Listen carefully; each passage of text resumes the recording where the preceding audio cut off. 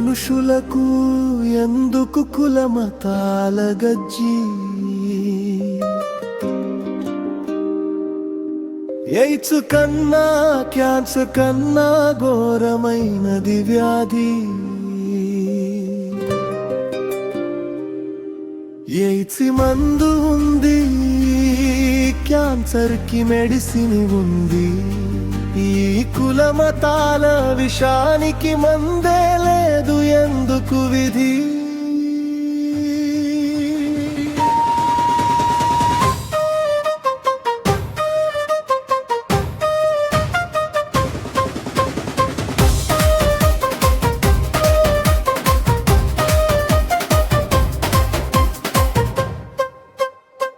ఒకే రక్తం నరాలో పారే మనమంతా ఒకే గాలి పీల్చే భూమి పిల్లలమ్మంతా పుట్టుకతో కులమా చావుతో మతమా మానవత్వం చచ్చిపోయేంత ఘోరమా ఈ పాపమా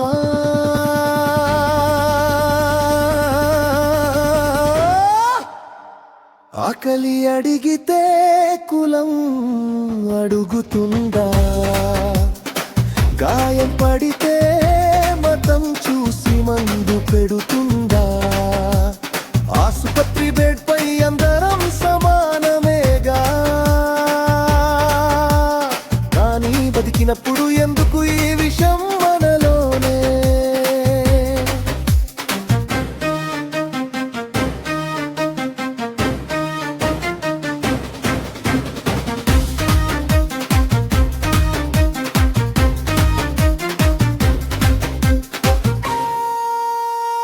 పుస్తకాల్లో మానవత్వం ప్రసంగాల్లో ప్రేమ మాట రూటు మీద అడుగు పెడితే కులమతాల రక్తపాత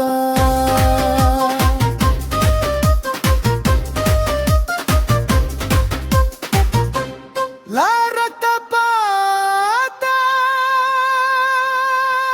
దేవుడంటే దేవాలయం చర్చ్ మసీదు మనిషి చూపే ద్వేషానికి ఎవరు రాశారు ఈ విధి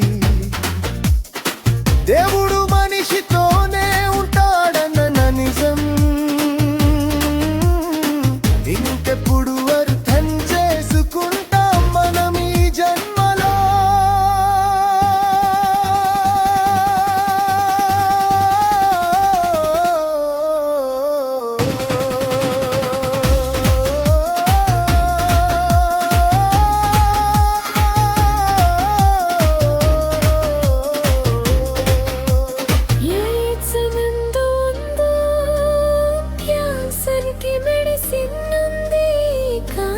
మనుషుల మనసు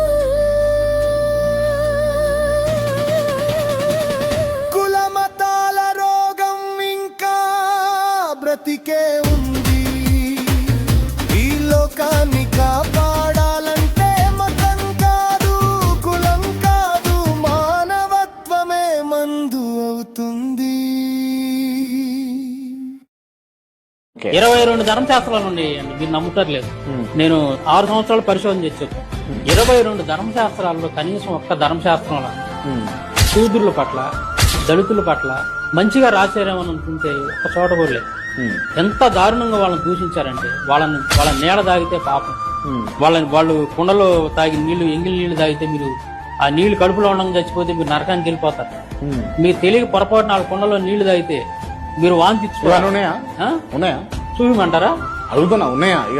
చదివితే బాగుంటుంది. ఇది గీతా ప్రెస్ వాళ్ళది మహాభారతం అనుశాసన పర్వం 135వ అధ్యాయం 5-6 శ్లోకాలు ఏముందో చూడండి ఒకసారి. శూద్ర ఇంట భుజించువాడు సమస్త పృథ్వీ మలాన్ని మనుష్యుల మలాన్ని త్రాగినట్లే తిన్నట్లే. భూమి మీద ఉన్నటువంటి సమస్త మలాన్ని మనుషుల మలాన్ని కూడా తిన్నట్టే త్రాగినట్టే. శూద్రుడు చదువు చెప్పకూడదు. ఈ మాట కూడా దగ్గర ఉండి కృష్ణుడు చెప్తాడు. కృష్ణుడు ఇది తప్పు అని చెప్పడం. ఎందుకు అలా చెబుతావు, శూద్రుడు ఎందుకు చదువుకోకూడదు అనే మాట అనడు. శూద్రుడి ఇంట్లో అన్నం తినగొడితే పెంట తిన్నట్టు అని అంటావు తప్పు కదా అని చెప్పి అన్నట్టు ఖండించడు. కృష్ణుడు దగ్గర నుండి చెప్పేస్తాడు చక్కగా. శూద్రుడు ఏం పాపం చేశాడు నాకు తెలిసాడు. నేను చిన్న రిఫరెన్స్ చదివి వినిపిస్తాను ఈ సందర్భంలో. విష్ణు స్మృతి 16వ అధ్యాయం 14వ శ్లోకంలో ఏముంటదంటే చండాలు అంటే దళితుల్ని ఊరి పొలిమేరలో నివసించాలి. పీనుగులు అంటే శవాల మీద ఉన్నటువంటి వస్త్రాలే వీరు ధరించాలి, మంచి వస్త్రాలు ధరించడానికి వీళ్ళే. క్రైస్తవ మిషనరీలు భారతదేశానికి వచ్చి చదువు చెప్పి బట్టలు ఇచ్చి వైద్యం చేసి ఇవన్నీ